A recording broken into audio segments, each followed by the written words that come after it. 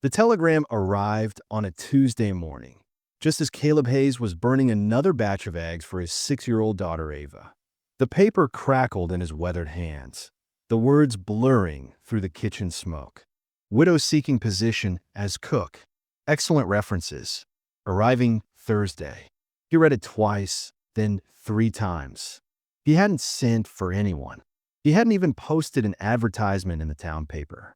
Yet someone was coming to his ranch, someone who knew exactly what he needed most. But the signature at the bottom made his blood run cold. E. Carter, the same name as his late wife's sister who had disappeared 15 years ago after a bitter family fight. Caleb set the telegram down with shaking fingers and rushed to the stove where black smoke was pouring from the cast iron skillet. He grabbed the pan with a kitchen towel, cursing under his breath as he scraped the charred remains into the waste bucket. 8 months. 8 long months since Emily Watson died in that terrible riding accident, and he still couldn't master something as simple as breakfast. "Daddy," a small voice called from the wooden staircase. Ava appeared at the bottom, rubbing sleep from her dark eyes. Her hair was tangled from dreams, and she wore the little nightgown that Emily had sewn for her last Christmas. At 6 years old, Ava carried herself with the careful grace of a child who had learned too early that the world could be fragile and that people you loved could disappear without warning. "Morning, sweetheart," Caleb said, forcing his voice to sound cheerful. He quickly opened the window to let out the smoke. "Breakfast is almost ready." Ava climbed onto her usual chair at the kitchen table, the one with the little cushion Emily had made with yellow flowers. Her small legs swung back and forth as she watched her father with patient eyes. She never complained about the burned food or the late meals. She never asked why other children had mothers who packed perfect lunches or braided their hair in neat plaits. Ava had learned not to ask for things that would make her daddy's eyes look sad. "Is it eggs again?" she asked softly. Caleb's heart twisted. "How about toast instead?" "I think I can manage toast." He sliced the bread carefully, his hand still trembling slightly from reading that telegram. Elizabeth Carter. It couldn't be the same person. Elizabeth had vanished from their lives when Ava was just a baby after that awful fight that had torn their family apart. Emily had never spoken of her sister after that day, and Caleb had learned not to bring up the subject that could make his wife cry for hours. The toast began to smoke in the old toaster, and Caleb quickly pulled it out. One side was black, the other barely warm. He scraped off the worst of the char and set it on Ava's plate with a small jar of strawberry jam that Mrs. Henderson from town had brought them last week. Ava took a tiny bite and smiled. "It's good, Daddy." Caleb knew she was lying, but he loved her for it. He poured himself a cup of coffee from the pot he'd made at dawn. It was thick as mud and twice as bitter, but it was hot and it kept him awake during the long nights when he lay in bed wondering how he was going to raise a little girl all by himself. "Ava," he said, settling into the chair across from her, "how would you feel about someone coming to help us? A lady who knows how to cook proper meals." Ava's eyes widened with hope, and for a moment she looked exactly like Emily had at that age. "Really? Someone who can make pancakes like Mommy used to?" The innocence in her voice hit Caleb like a punch to the chest. Emily's pancakes had been perfect, light and fluffy with just the right amount of sweetness. She used to make them every Sunday morning, standing at the stove in her blue robe, humming softly while Ava sat at this same table, swinging her legs and chattering about everything and nothing. "Maybe, sweetheart, maybe." Caleb picked up the telegram again, studying the neat handwriting. The paper felt expensive, heavier than the usual messages that came through the telegraph office in town. Whoever had sent this had money, or at least enough to pay for quality paper and careful penmanship. But how did this E. Carter know about his situation? Caleb kept to himself mostly, only go to town for supplies or to take Ava to the doctor when she had that cough last month. He didn't talk about his struggles with cooking or keeping house. He was too proud for that, too stubborn to admit that a grown man couldn't figure out how to fry an egg without setting off the smoke alarm. The morning sun was climbing higher, painting the kitchen walls with golden light. Outside, Caleb could hear the cattle calling to each other in the pasture, and somewhere in the distance, his ranch hands were already at work mending the fence line that had been damaged in last week's storm. The Broken Arrow Ranch was Caleb's life's work, 2,000 acres of prime Montana grazing land that had been his family for 3 generations. He could manage cattle, fix machinery, and read weather patterns like other men read books. But he couldn't make his daughter a decent breakfast.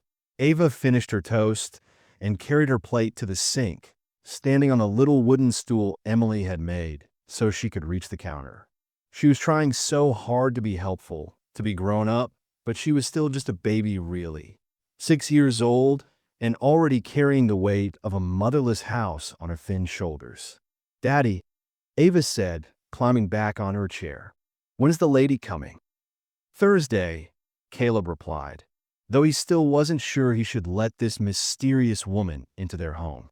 "Day after tomorrow." "Will she stay for a long time?" Caleb looked at his daughter's hopeful face and felt something crack inside his chest. Ava needed more than he could give her.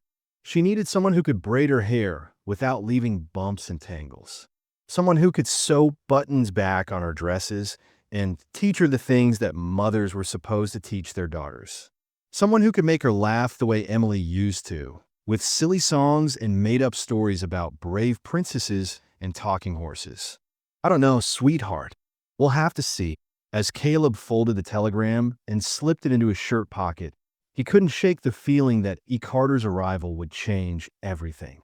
The question was whether that change would heal their broken little family or tear apart what was left of the life he and Ava had built together.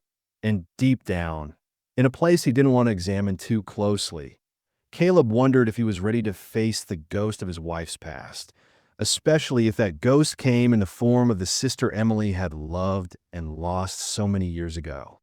Thursday morning arrived with a dust cloud on the horizon. Caleb stood on the front porch of his ranch house, Ava beside him, both watching as a simple wagon made its way down the long dirt road that led to their home. The woman driving it sat straight back despite the rough road, her dark hair pinned neatly beneath a practical bonnet. Even from a distance, there was something familiar about the way she held herself, something that made Caleb's chest tighten with memories he'd tried to bury. Ava pressed closer to his side, her small hand finding his. "Is that her or Daddy? The lady who's going to cook for us?"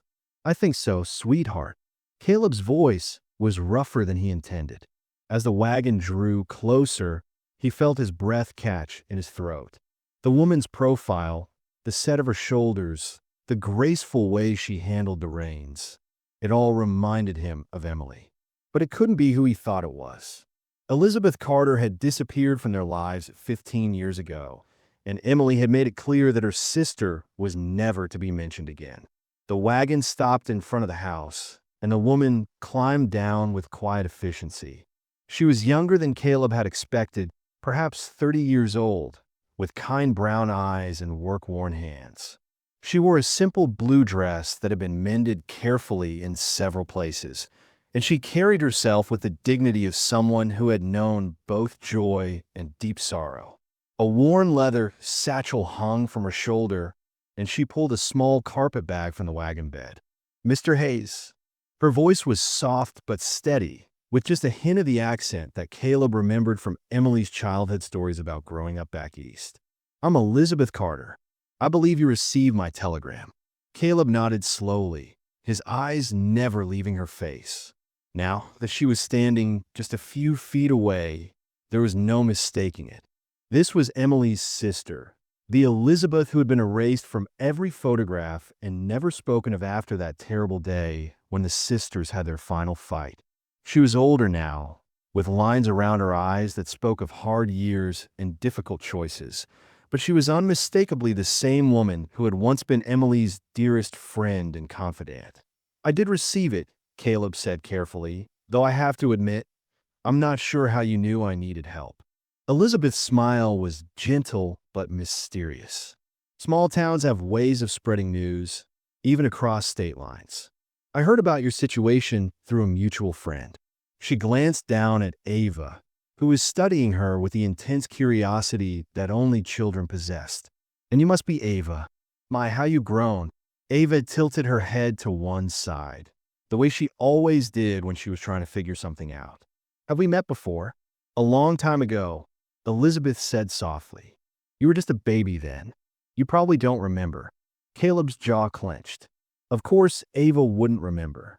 Elizabeth had vanished from their lives when Ava was barely 6 months old, right after that explosive argument that had left Emily crying for weeks. Whatever had happened between the sisters, it had been bad enough that Emily had never spoken Elizabeth's name again, had burned every letter that arrived with Elizabeth's return address, and had refused to let Caleb even mention the possibility of reconciliation. "Mrs. Carter," Caleb began, but Elizabeth held up a gentle hand. "Please call me Elizabeth. And, if I may, I'd like to earn my keep by starting with lunch.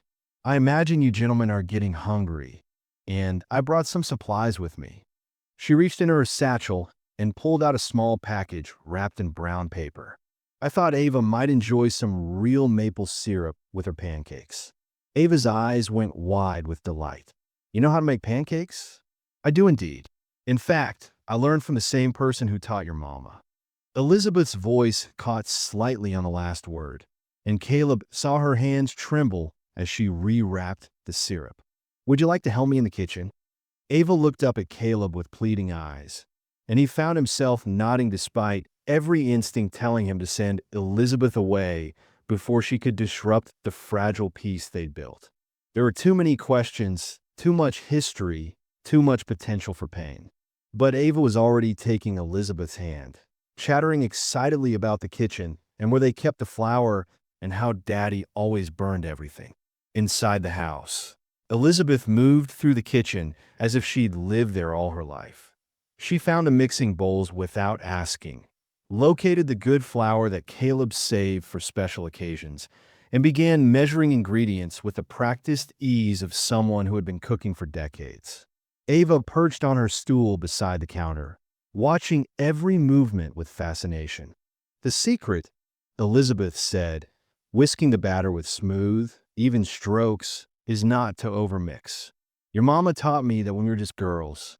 She said pancakes should be tender, like little clouds that melt in your mouth." "Mama used to say that too," Ava whispered, her voice full of wonder.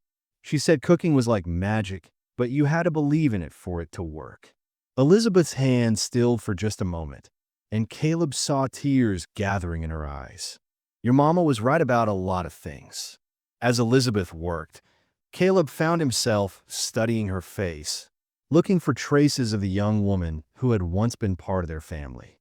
She had Emily's eyes, the same warm brown that could sparkle with laughter or melt with compassion. But where Emily had been impulsive and quick to anger, Elizabeth moved with careful deliberation, as if she had learned to think twice before speaking or acting. The pancakes were perfect, light and fluffy, golden brown on both sides, with just the right amount of sweetness. Ava took her first bite and closed her eyes, a smile spreading across her face that was brighter than any Caleb had seen in 8 months. "They taste just like Mama's," Ava said. And then, to Caleb's amazement, she giggled. It was a sound he'd almost forgotten, the pure joy of a child who had found something wonderful in an ordinary moment. Elizabeth sat down across from them at the kitchen table, watching Ava eat with an expression of quiet satisfaction. "I'm glad you like them. I was worried I might have forgotten the recipe." "How could you forget Mama's recipe?" Ava asked innocently. "She was your sister, wasn't she?" The question hung in the air like smoke from a gun. Caleb's fork stopped halfway to his mouth, and Elizabeth went very still. For a long moment, nobody spoke. Then Elizabeth reached across the table and gently touched Ava's hand. "Yes," she said quietly. "Emily was my sister. We grew up together, just the two of us after our parents died. We shared everything, clothes, secrets, dreams about the future." Her voice grew softer. "She was my best friend in the whole world." Ava's face lit up with excitement. "Really? Daddy never told me I had an aunt. Are you going to stay with us now? Can you teach me all the things Mama would have taught me?" Caleb felt the blood drain from his face. This was exactly what he'd been afraid of. Ava was already getting attached, already building dreams around a woman who had walked away from their family once before and could just as easily do it again. He opened his mouth to say something to create some distance, but Elizabeth spoke first. "I'm here to help for as long as your daddy needs me," she said carefully. "But I don't want to replace anyone or take anyone's place. Your mama was very special, and nothing can ever change that." After lunch, Elizabeth insisted on cleaning the kitchen while Caleb took Ava out to check on the horses. As they walked toward the barn, Ava chattered nonstop about her new aunt, about the pancakes, about all the things Elizabeth might teach her. But Caleb's mind was spinning with questions and old wounds that had never properly healed. That evening, after Ava had gone to bed, Caleb found Elizabeth sitting on the front porch, looking out at the mountains in the distance. She had changed into a simpler dress and let her hair down, and in the soft light of dusk, she looked so much like Emily that Caleb's heart ached. "We need to talk," he said, settling into the chair beside her. Elizabeth nodded without looking at him. "I know. You want to know why I'm really here? That would be a good start." Caleb's voice was harder than he intended, but 15 years of unanswered questions were burning in his chest. "You disappeared, Elizabeth. After that fight with Emily, you just vanished.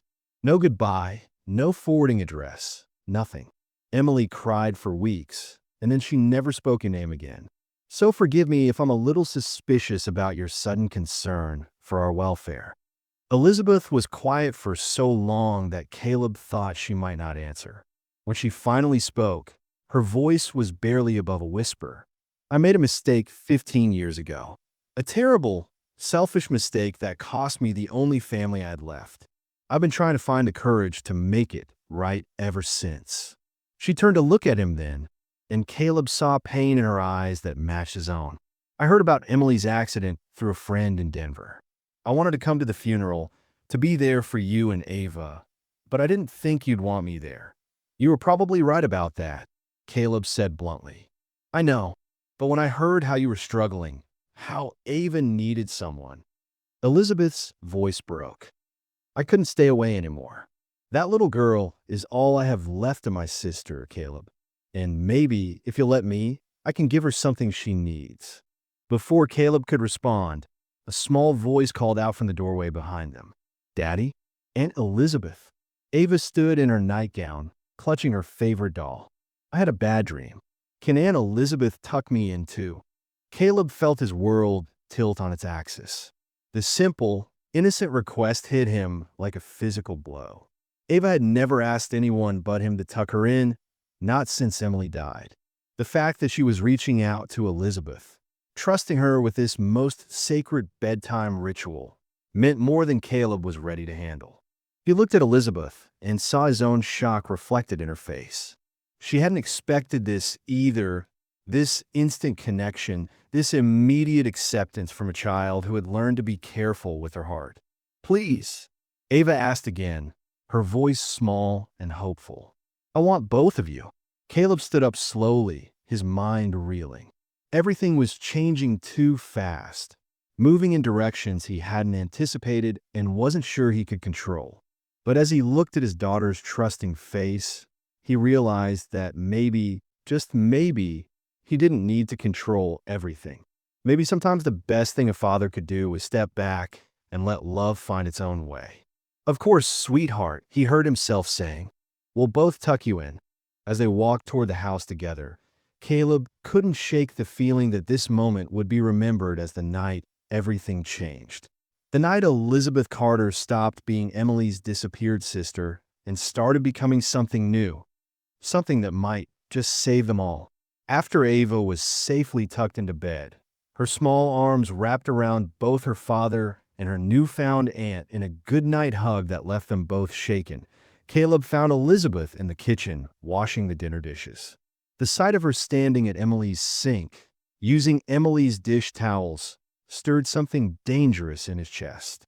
It was too familiar, too much like the life he'd lost, and yet completely different at the same time. "We need to finish that conversation," Caleb said, his voice low so it wouldn't carry upstairs to Ava's room. Elizabeth dried her hands slowly, not turning around. I know, but once we start down that road, there's no going back. Are you sure you're ready to hear the truth? I've been ready for 15 years. Caleb pulled out 2 chairs from the kitchen table and sat down heavily. What happened between you and Emily? What was so terrible that she couldn't even say your name? Elizabeth finally turned around, and Caleb saw that her face had gone pale. She sat across from him, her hands folded tightly in her lap, and for a moment she looked like a woman preparing to face a firing squad. Do you remember Tom Mitchell? She asked quietly. The name hit Caleb like a punch to the gut. Tom Mitchell, Emily's first love, the boy she'd talked about in whispers during their early days of marriage. The golden-haired son of the town banker who had died in a mining accident just months before Caleb had met Emily. Caleb had always wondered if he was living in the shadow of a dead man, if Emily had married him because she couldn't have the one she really wanted. I remember, Caleb said carefully.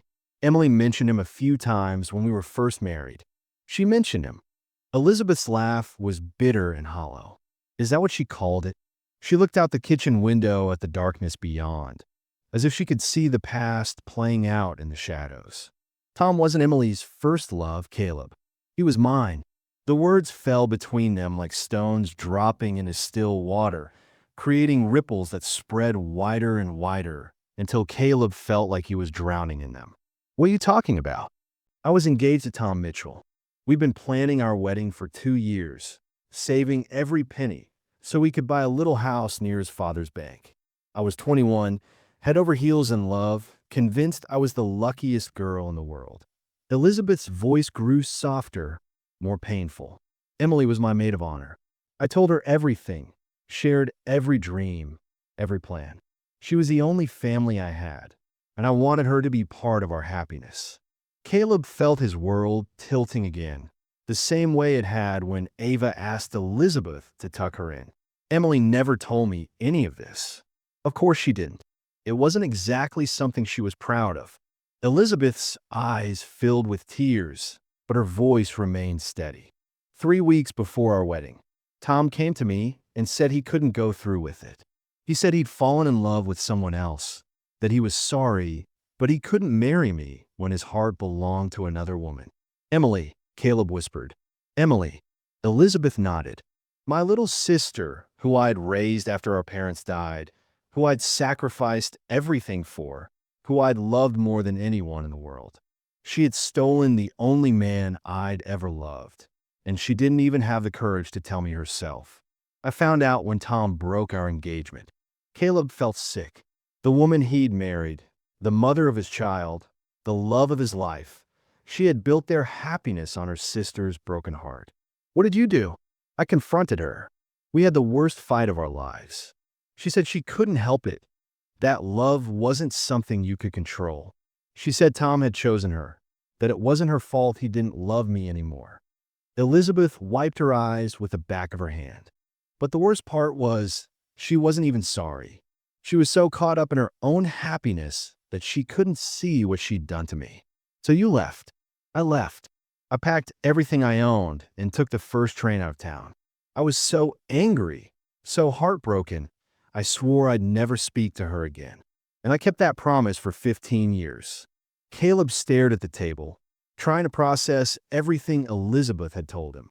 His marriage to Emily, the love story he'd cherished for 7 years, had been built on betrayal.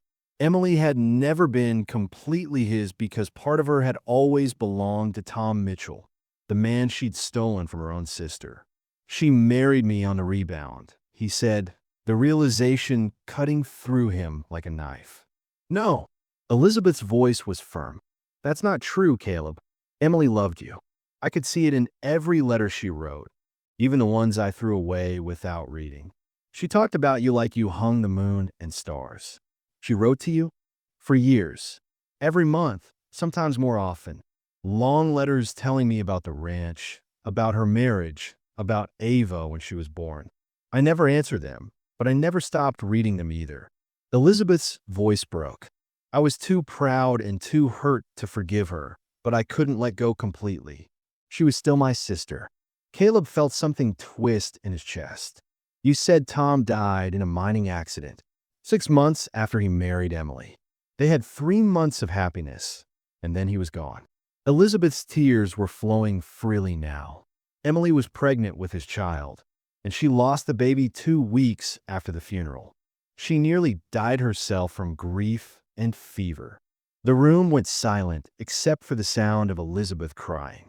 Caleb felt like he was seeing his wife's life from a completely different angle, understanding for the first time why she'd sometimes looked so sad when she thought he wasn't watching, why she'd clung to him with such desperate intensity in their early days together. She never told me about the first pregnancy, he said quietly. She was ashamed. She thought you'd think less of her if you knew she'd been married before, if you knew about Tom. Elizabeth looked up at him with red-rimmed eyes. But Caleb, you have to understand, Emily loved you completely. Yes, she loved Tom first, but what she had with you was deeper, stronger. She chose you every single day of your marriage. How do you know all this? Because she kept writing to me, even after I stopped reading the letters. When you got married, when Ava was born, when you built this house, she documented everything because she hoped someday I'd come home. Elizabeth pulled a small bundle of letters from her satchel, tied with a faded blue ribbon. After she died, her lawyer tracked me down in Colorado. These were in her will, with instructions that they be delivered to me along with a message. Caleb stared at the letters, as if they might burst into flames. What message? That she was sorry. That she'd been sorry every day for 15 years, but she'd been too proud to keep trying to make it right. And that if anything ever happened to her, she wanted me to take care of you and Ava because you were the most important people in the world to her. The truth hit Caleb like a landslide. You didn't just happen to hear about our situation. Emily asked you to come. She asked me to come home. Elizabeth's voice was barely a whisper. She asked me to be the sister I should have been all along, to help raise Ava, to make sure you both had family. She knew you'd struggle on your own, and she couldn't bear the thought of Ava growing up without a mother's touch. Caleb buried his face in his hands. Everything he thought he knew about his life, his marriage, his wife's death, it was all more complicated than he'd ever imagined. Emily had arranged for Elizabeth to come back not just to help them, but to heal the family wound that had festered for 15 years. There's something else, Elizabeth said softly. Something about Ava that you need to know. Caleb looked up, fear clutching at his heart. What about Ava? She's not Tom's daughter, Caleb. The timing doesn't work. Emily married you 2 years after Tom died. But when Ava was born, Emily wrote to tell me that she finally understood what real love looked like. She said that Ava was proof that her heart had healed completely, that she'd found something with you that she'd never had with Tom. Relief flooded through Caleb so powerfully that he had to grip the edge of the table to steady himself. Ava was his daughter, completely and totally his. There was no ghost hovering over their relationship, no question marks about her paternity. Why are you telling me all this? He asked. Because you deserve the truth. Because Ava deserves to know her family history. And because I can't make amends for the past if we're all carrying secrets. Elizabeth folded the letters carefully and placed them on the table between them. These are yours now. Emily's words, her thoughts about you, and Ava, her regrets about her fight. I think you should read them when you're ready. Caleb stared at the bundle of letters. 15 years of his wife's thoughts and feelings tied up in blue ribbon. Part of him wanted to throw them in the fire, to keep his memories of Emily simple and uncomplicated. But another part of him, the part that had always wondered if he'd truly known his wife, wanted to read every word. I don't know if I can forgive her, he said honestly. You don't have to. Forgiveness isn't something you do for other people. It's something you do for yourself. And for Ava, Elizabeth stood up, smoothing down her skirt. That little girl upstairs has already lost so much. She shouldn't have to lose the chance to know her family, because adults can't let go of old hurts. Before Caleb could respond, they heard a small voice from the stairway. Daddy? Aunt Elizabeth. Ava appeared at the bottom of the stairs, clutching her favorite doll and looking worried. I heard voices. Is everything okay? Caleb and Elizabeth exchanged a quick glance. How much had she heard? How much did she understand? Everything's fine, sweetheart, Caleb said, forcing his voice to sound calm. Aunt Elizabeth and I were just talking about grown-up things. Ava patted across the kitchen in her bare feet and climbed onto Elizabeth's lap without hesitation. The gesture was so natural, so trusting, that it took Caleb's breath away. Were you talking about Mama? Ava asked, looking back and forth between them with serious eyes that seemed far too wise for a 6-year-old. Elizabeth's arms tightened around Ava protectively. A little bit. Is that okay? I like it when people talk about Mama. Daddy doesn't do it very much because it makes him sad. Ava looked at her father with the kind of gentle understanding that broke his heart. But I think Mama would want us to remember her together. Caleb felt tears burning behind his eyes. His daughter, who had already endured more loss than most adults, was teaching him about healing and forgiveness. She was right, of course. Emily would want them to remember her together, to build something good from the pieces of their broken family. You're absolutely right, Ava, he said, reaching across the table to touch her small hand. Mama would want us to be together. Ava smiled, the bright, trusting smile that reminded Caleb so much of Emily at her happiest. So Aunt Elizabeth can stay? For always. Caleb looked at Elizabeth, holding his daughter with such tender care, and felt something shift in his chest. Maybe it was forgiveness, or maybe it was just exhaustion from carrying anger for so long. Either way, he knew what Emily would want him to say. If she wants to stay, he said quietly, then she's welcome here for as long as she likes. Elizabeth's eyes filled with fresh tears. I like that very much. As they walked Ava back up to her room, Caleb couldn't shake the feeling that they'd crossed some kind of invisible line tonight. The secrets were out in the open now, the old wounds exposed to the light. What happened next would determine whether those wounds finally healed or whether they'd tear the fragile bonds they were building even further apart. But for the first time in 8 months, Caleb felt like they might actually have a chance of becoming a real family again. Caleb stood in the kitchen doorway, watching Elizabeth teach Ava how to fold napkins. His daughter's giggle filled the air, a sound that had become dangerously frequent in the 3 weeks since Elizabeth's arrival. Like this, Aunt Lizzie, Ava held up her twisted attempt. Almost sweetheart. Elizabeth's hands moved with practiced grace, her voice carrying the same gentle patience Emily once had. Caleb cleared his throat. Your mama taught you just fine. The words came out sharper than intended. Ava's face fell, and Elizabeth's hands stilled. An awkward silence stretched until Elizabeth spoke carefully. Of course she did. I'm just adding a few extra touches. As days blended into weeks, Caleb fought an internal war. The household ran smoother than it had since Emily's death. Ava's clothes were mended, fresh bread appeared daily, and his daughter, withdrawn since her mother's death, now chattered constantly. But it was the changes that unsettled him most. Papa, look. Ava ran to him one evening, her hair in an intricate braid. Aunt Lizzie taught me how Mama wore her hair when she was little. That night, Caleb lingered outside Ava's bedroom door as Elizabeth tucked her in. Their voices blended in a familiar melody that made his throat constrict. Rockabye Baby in the treetop. Emily's lullaby. How could Elizabeth possibly know it? Later, Elizabeth appeared in his study doorway. I wanted to discuss tomorrow's supplies. Buy whatever Ava needs, Caleb said curtly. What exactly is your position here, Miss Carter? You cook, you clean, you mother my daughter. The whole town's talking. Color flooded Elizabeth's cheeks. If my presence compromises your reputation, it's Ava I'm worried about. She's getting too attached. Caleb paced to the window. She's calling you Aunt Lizzie. She came to you during last night's storm, not me. She had a nightmare. I didn't think you'd want her to suffer alone. That's just it. She went to you, her own father. Elizabeth moved closer.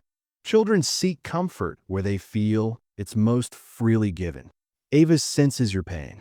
Sometimes it's easier to lean on someone who isn't drowning in grief. The truth stung. Caleb had been so lost in sorrow he'd failed to see Ava's desperate need for nurturing. I don't know how to be what she needs, he admitted. You don't have to be everything to her. Emily wouldn't want you carrying that weight alone. Don't tell me what Emily would want. Elizabeth's composure cracked. Do you think I don't carry the guilt of those lost years? I can't because I promised myself that if Emily ever needed me, I'd help her. I was too late for my sister, but not too late for her daughter. Caleb stared at this woman who'd brought healing to their broken home. The whole town thinks we're. I know what they think. If my presence causes too much talk. No. The word came forcefully. Ava needs you. And you. Elizabeth asked softly, "What do you need?" Caleb looked at her, really looked, saw the strength that carried her through 15 years of exile, saw the love she poured into Ava without expectation, saw how she moved through their home, not trying to replace Emily, but creating something new alongside her memory. What did he need? His daughter's laughter. Someone who understood loss and could help carry the weight of keeping their family whole. He needed Elizabeth, but admitting that felt like betraying the woman whose portrait watched over them. Caleb started then stopped. The words hovered on his tongue, but he couldn't speak them. Elizabeth nodded, understanding. I'll say goodnight. Ava's sleeping peacefully. At the door, she paused. She makes it easy to love her. She's so much like Emily at that age. After she left, Caleb settled back with his whiskey.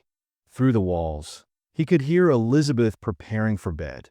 Domestic sounds that filled the house with life it hadn't possessed since Emily's death. Upstairs, a door creaked. Small footsteps padded across the floor, followed by gentle murmurs. Ava, seeking comfort from another nightmare. Instead of resentment, Caleb felt only relief that his daughter had someone to turn to. He was falling in love with his wife's sister. The realization hit with stark clarity, followed by crushing guilt. Was it love or merely gratitude? Maybe that question would have to wait. For now, it was enough that Ava was finally healing, finally sleeping peacefully in the arms of someone who loved her unconditionally. That had to be worth something, even if it came at the cost of his own confused heart. The trouble started at the general store on a gray Thursday morning. Caleb had sent Ava with Elizabeth to buy supplies, thinking nothing of the routine errand. He should have known better. Mrs. Henderson, the banker's wife and town's biggest gossip, cornered them by the flour barrels. Her voice carried the pretense of concern that barely masked vicious intent. Such a shame about poor Ava growing up in such irregular circumstances, she said loud enough for half the store to hear. A widow and widower living under one roof without proper marriage. What kind of example does that set for an impressionable child? Ava's small hand tightened on Elizabeth's skirt. Other customers had stopped their shopping to listen, their faces displaying a mixture of curiosity and disapproval. Elizabeth straightened, her voice steady. Ava is well cared for and loved, Mrs. Henderson. That's what matters. Oh, I'm sure she is. Mrs. Henderson's smile was razor sharp. But appearances matter in a Christian community. People are talking, dear. Perhaps it's time to consider more appropriate arrangements. That evening, Ava sat quietly at dinner, picking at her food. Finally, she looked up with troubled eyes. Aunt Lizzie, what did that lady mean about irregular? Elizabeth's fork clattered against her plate. Caleb felt his chest tighten as he watched his daughter's innocence collide with adult cruelty. Some people don't understand that families can be different shapes, Elizabeth said gently. They think there's only one right way to love and care for each other. But we're happy, Ava said, confusion clouding her features. Aren't we allowed to be happy? Caleb pushed back from the table abruptly. Ava, go practice your letters. Elizabeth and I need to talk. After Ava reluctantly left, Caleb turned to Elizabeth. This has to stop. The gossip will die down. Will it? Caleb's voice was harsh. or will it get worse? Ava heard what Henderson said. She's asking questions no 6-year-old should have to ask. Elizabeth rose from her chair, her composure cracking. What are you saying? I'm saying maybe it's time you moved on. Found another position. The words hit Elizabeth like a physical blow. She gripped the back of her chair, knuckles white. You're asking me to leave. I'm trying to protect Ava from. From what? From having someone who loves her unconditionally? From feeling safe and cared for? Elizabeth's voice broke. Or are you protecting yourself from having to face what's growing between us? Caleb's jaw clenched. There's nothing between us. Isn't there? Elizabeth stepped closer, her green eyes blazing. Then why do you watch me when you think I'm not looking? Why do your hands shake when you accidentally touch mine? Because you're my wife's sister. The words exploded from him. Because every time I look at you, I see Emily, and every time I start to feel something, I hate myself for it. The confession hung between them like a guillotine blade. Elizabeth's anger dissolved into something softer, more dangerous. I'm not Emily, she whispered. I never tried to be. I came here to honor her memory, not replace it. Before Caleb could respond, Ava's voice cut through the tension. Don't leave me like Mama did.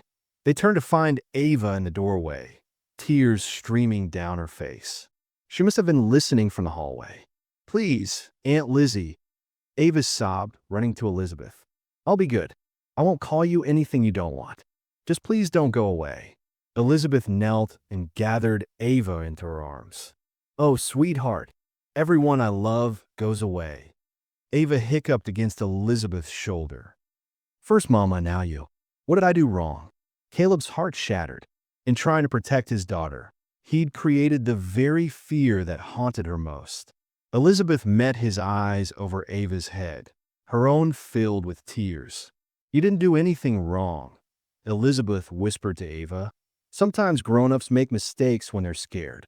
That night, Caleb found Elizabeth packing her few belongings by lamplight.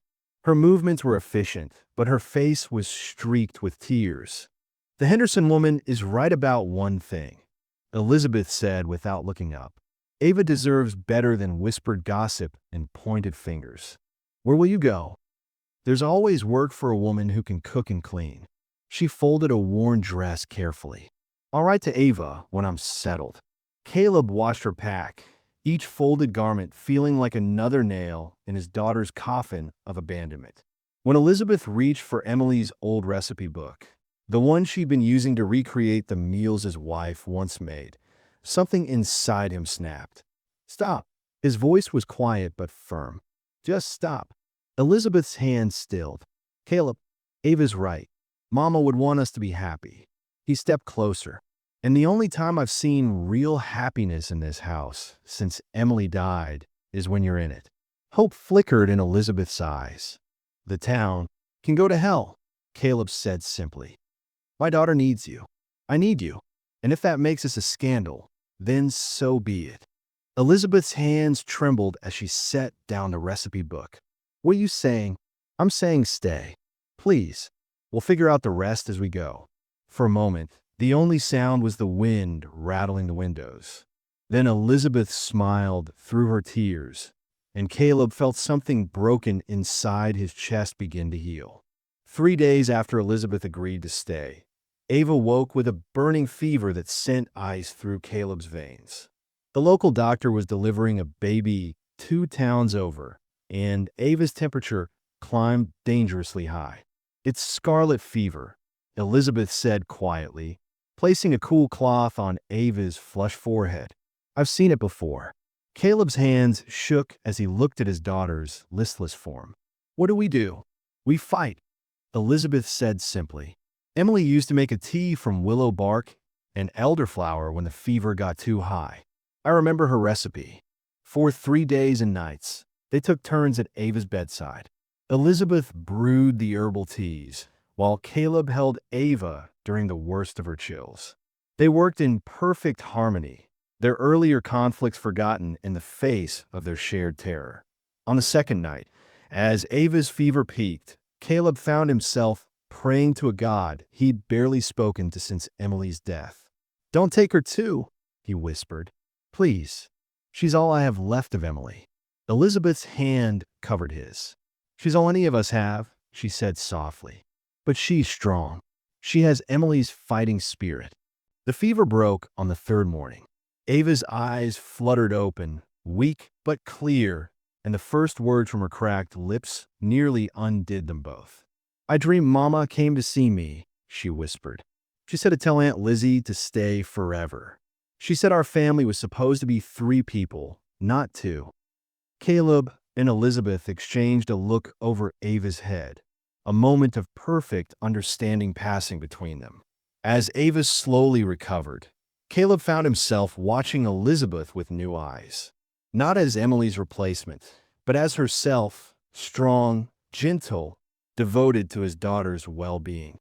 The love he felt for her wasn't born from grief or gratitude, but from genuine admiration for the woman she was. One evening, as Elizabeth tucked a much-improved Ava into bed, Caleb waited in the hallway. "Elizabeth," he said when she emerged, "we need to talk." They walked to the porch, where the evening star was just appearing in the darkening sky. Caleb took a deep breath, steadying himself. "I've been thinking about what you said, about families being different shapes." He turned to face her. "Maybe it's time we gave Ava the security she needs." Elizabeth's breath caught. "What are you asking?" "I'm asking if you consider marriage. Not for passion or romance. Though I won't lie and say those feelings aren't growing. But for Ava, for the family we could build together." Elizabeth's eyes filled with tears. "Caleb, I know it's not conventional. I know people will talk about the widow marrying his wife's sister. But Ava needs stability, and I—" He paused, gathering courage.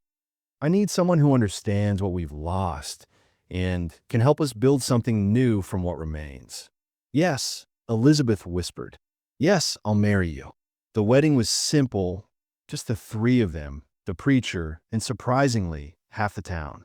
Mrs. Henderson had been conspicuously absent, but enough neighbors showed up to fill the small church. Ava stood between them, holding both their hands, her face glowing with happiness. 6 months later, on Christmas morning, Ava unwrapped Elizabeth's gift with careful hands. Inside the small box was a locket containing 2 photographs. One of Emily holding baby Ava, and one of their new family of 3 taken on their wedding day. "Now I have 2 mamas watching over me," Ava said, her voice full of wonder. "One in heaven and one here." She looked up at Elizabeth and Caleb with bright eyes. "Are we a real family now?" Caleb pulled both his girls close, feeling Emily's presence not as a ghost haunting their happiness, but as a blessing on the love they'd built from loss. "We always were, sweetheart," he said. "We just needed time to figure it out." Through the window, snow began to fall on the Broken Arrow Ranch, soft, clean, and full of promise for the new year ahead. The house that had been filled with grief and silence now rang with laughter and the comfortable sounds of a family at peace. Love, Caleb realized, didn't always announce itself with trumpets and passion. Sometimes it arrived quietly, in the form of perfectly cooked eggs and braided hair, and lullabies sung in the dark. Sometimes it grew from gratitude and respect into something deeper and more lasting than first sight ever could have been. As Elizabeth's hand found his, Emily's portrait smiled down from the mantel. No longer a symbol of loss, but a reminder that love multiplies rather than divides, and that the strongest families are often forged in the crucible of shared sorrow and healing hope.